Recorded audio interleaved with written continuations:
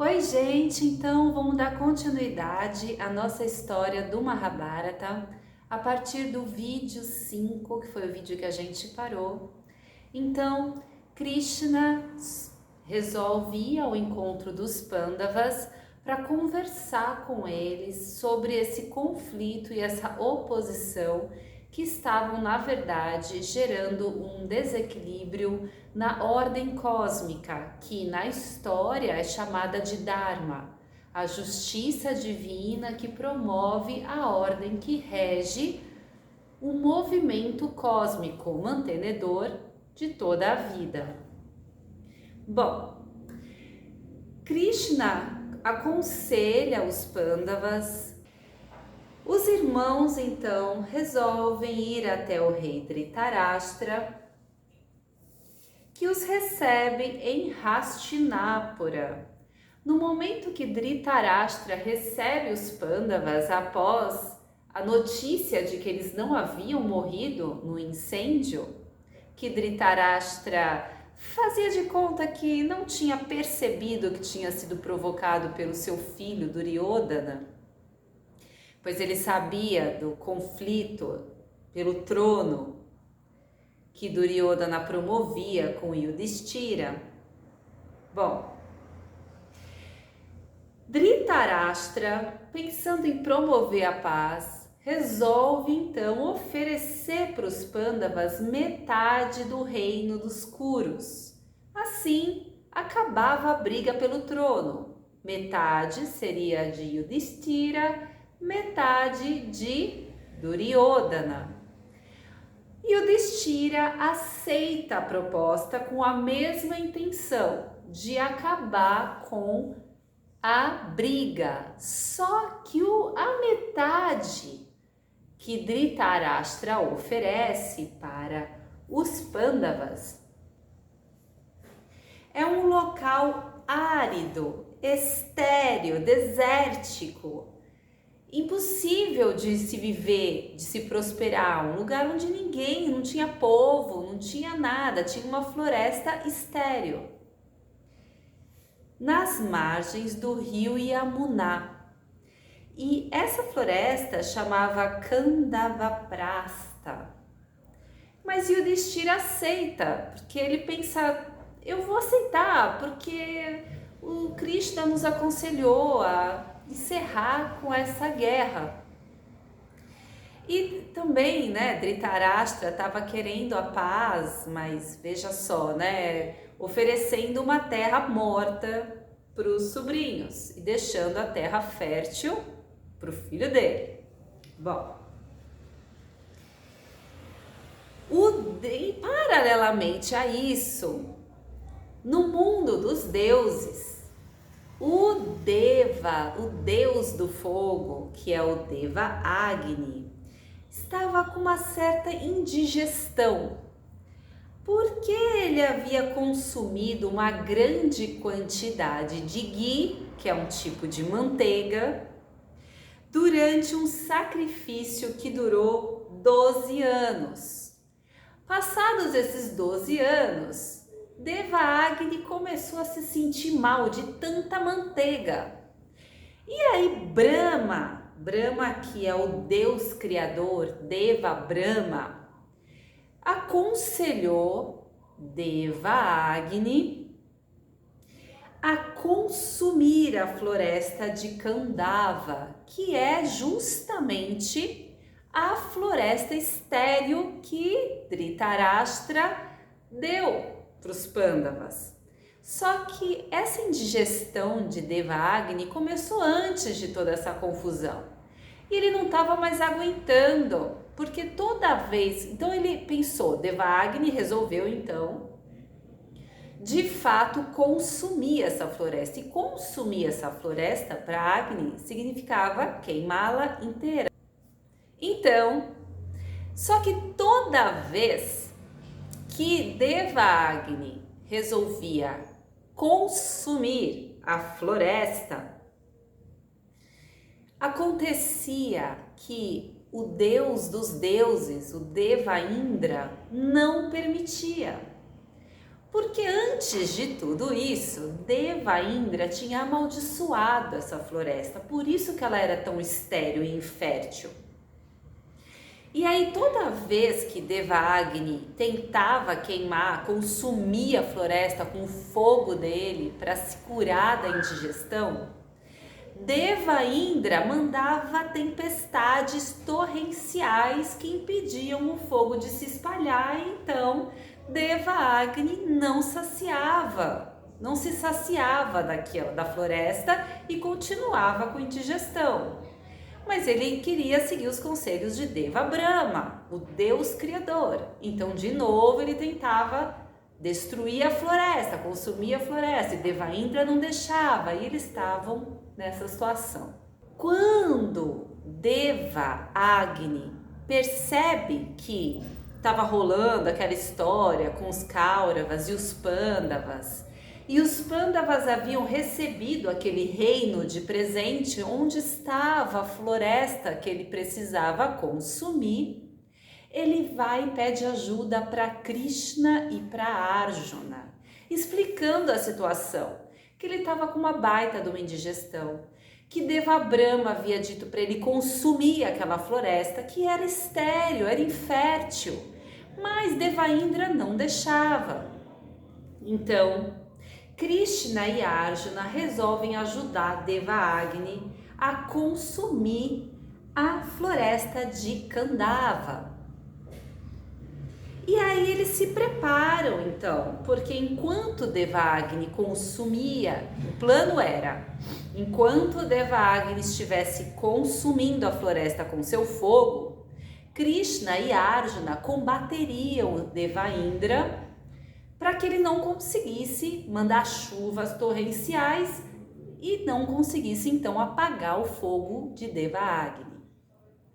Bom, Deva Agni pede também apoio para Deva Varuna, que é o deus dos mares.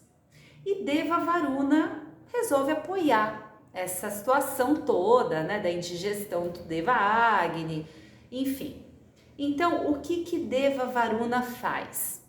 Ele entrega o arco invencível Gandiva, uma carruagem divina e flechas de presente para Arjuna.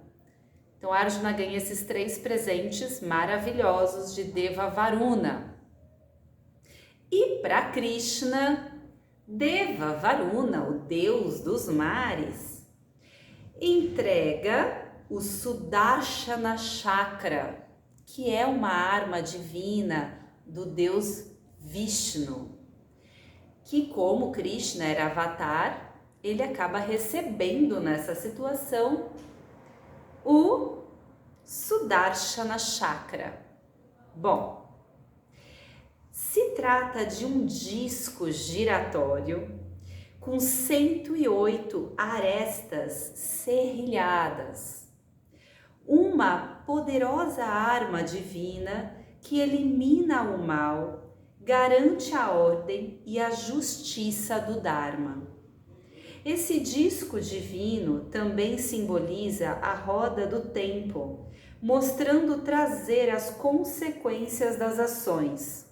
A justiça divina que reverbera na manutenção do Dharma e a visão auspiciosa que elimina a ignorância.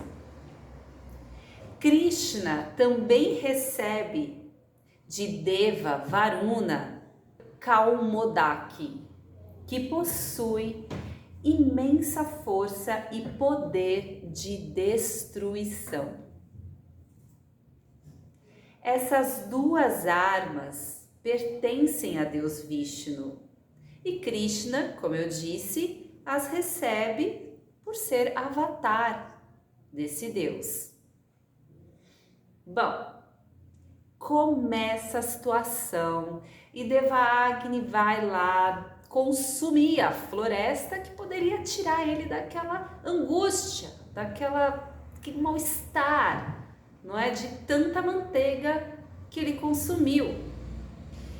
E enquanto ele tá lá queimando a floresta Kandava com o fogo dele, Arjuna e Krishna lutam com Devaindra e com outros deuses menores que aparecem para apoiar Devaindra na situação. E Devaindra querendo mandar uma chuva torrencial. Arjuna, então, cobre o céu com as infinitas flechas que ele havia ganhado do Deva, do deus dos mares, Deva Varuna. E essas flechas formam como se fosse uma cobertura sobre a floresta que impede a chuva torrencial de Devaindra de chegar até a terra. Com isso, Deva-Agni, enfim, consegue consumir toda a floresta e com isso, após consumir a floresta de Kandava, ele se sente aliviado de sua indigestão. O fogo de Deva-Agni ardeu por 15 dias, purificando a terra e curando a indigestão de Agni. Durante essa destruição toda, Krishna e Arjuna poupam a vida de muitos seres daquela floresta, apesar de ser uma floresta estéril e pouco habitada. Dentre esses seres poupados por eles, estava o arquiteto Asura. Esse arquiteto Asura, então, em retribuição, quando Agni termina de consumir a floresta de Kandava e com isso o solo se torna fértil para a plantação, esse arquiteto Asura constrói um palácio maravilhoso para os Pandavas, naquela terra que antes era estéril e agora é fértil, após o fogo de Deva-Agni. E Deva-Indra, que fica admirado com a coragem de Arjuna, porque Deva-Indra tinha uma afinidade especial com Arjuna. Então, ele fica tão comovido com a coragem do Arjuna de enfrentar Devas e colocar aquelas flechas todas, impedindo a chuva de chegar na terra, que então ele resolve tirar a maldição dele, que havia feito daquela região uma região estéril, e entregar a região para os Pandavas. Em honra a essa atitude de Deva-Indra, os Pandavas então batizam o reino de Indraprasta, que significa planície de Indra. O palácio é então construído, magnífico, lindíssimo, e o povo lá da região de Hastinapura começa a se aproximar. E vai rolando um zum de que a terra não era mais estéril, que o lugar estava lindo, porque eles também começam a embelezar de flores ao redor do palácio, e o povo vai chegando, um vai pondo uma casinha aqui, outro vai pondo uma casinha ali, e com o passar do tempo, essa metade do reino dos Kurus, que era infértil, inóspita, se torna um lugar belíssimo, cheio de pessoas. E cada vez chegando mais gente. E o Yudhishthira, então, é o rei desse lugar, junto com os Pandavas, só que os Kauravas não esperavam que aquela terra fosse se tornar uma terra linda desse jeito. E aí Duryodhana fica enciumado. E ele pensa então em fazer uma visita, só para ver com os próprios olhos como é que estava esse tal desse reino que estavam dizendo tão lindo e tão próspero. Como é possível, já que era uma terra tão estéril e morta, não é? Bom, Duryodhana, quando chega neste reino de Indra, Prasta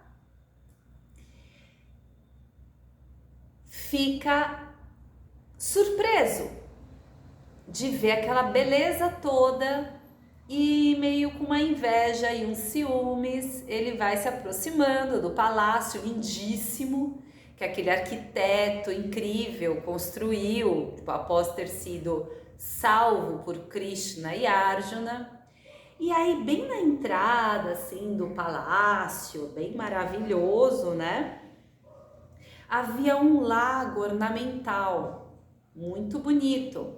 Só que Duryodhana estava lá, tipo, com a mente muito falante dentro dele, não estava conseguindo prestar atenção direito no que ele estava fazendo e ele confundiu o lago ornamental com um piso de vidro.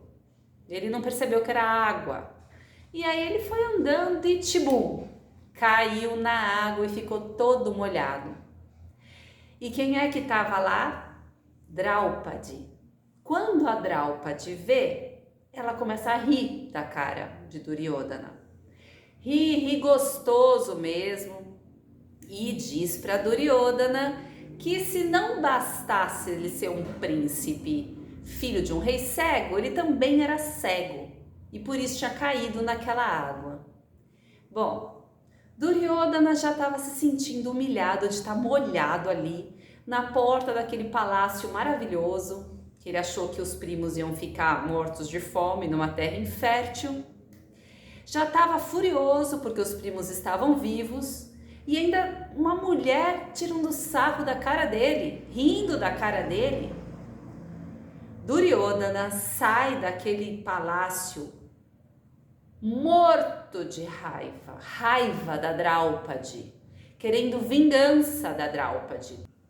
Então ele sai de lá arquitetando uma maneira de dar uma lição na Draupadi e acabar de uma vez com aqueles primos, porque ele não está aguentando mais a sensação ruim de sempre os Pandavas se darem bem nas situações.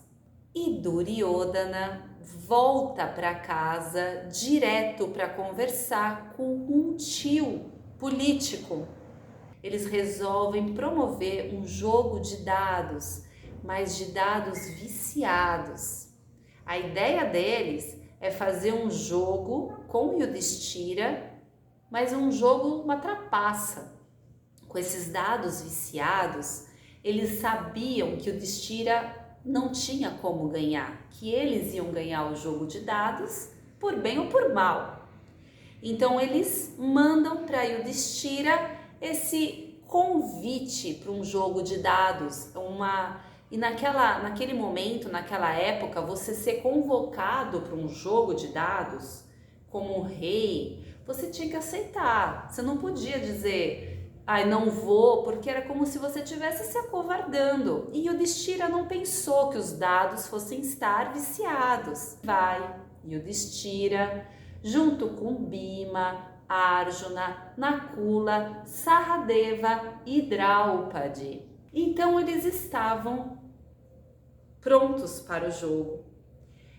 E Duryodhana chega para Yudhishthira e diz: Yudhishthira, meu caro primo, vamos apostar nesse jogo de dados. Eu aposto com você metade do reino que você ganhou do meu pai. E Yudhishthira aceita. Yudhishthira é muito inocente nesse momento, muito vidrado no jogo e crente que ele ia ganhar, e ele perde. E aí Duryodhana, na regra do jogo, quem ganhasse a partida tinha direito de escolher o que seria apostado em seguida. E Duryodhana começa a apostar as coisas de Yudhishthira, todas as coisas de Yudhishthira. E todos esses anos lá em Indraprastha, né, que haviam passado anos, alguns poucos, mas haviam passado, já era um reino muito bonito. E Yudhishthira vai só aceitando as apostas e vai apostando, e ele chega a apostar o palácio, e os irmãos, os Pandavas, pedindo para ele: para de jogar, para de apostar, e ele: eu não posso, é uma questão de honra. o próximo eu vou ganhar. E aqueles dados viciados e uma situação sombria começa a se manifestar.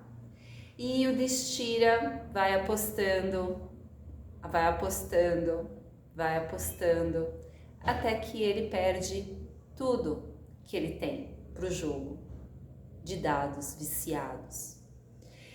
Bhima e Arjuna, o Bhima está a ponto de pegar Yudhishthira com as mãos e sair de lá.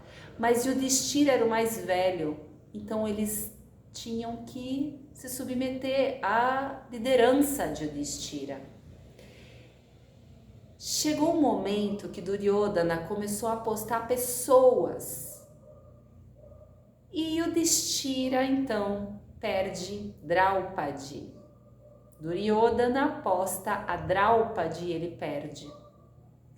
E Draupadi fica fula da vida, de raiva. E ela se recusa a ser então esse objeto de jogo. Depois de Yudhishthira já ter perdido tudo, agora até a Draupadi ele perdeu no jogo. Uma comoção, uma tristeza paira no ambiente, uma sensação de perda, de fracasso muito grande, abala Yudhishthira. E os irmãos sentem e ficam abalados também. E Draupadi enfurecida com Yudhishthira. E como Draupadi vai se defender disso? Como os Pandavas vão sair dessa situação? O que Duryodhana pensa em fazer com a Draupadi? Eu vou contar no próximo vídeo. Então, fiquem atentos, porque semana que vem a gente posta aqui no YouTube a continuação dessa linda história. Até já!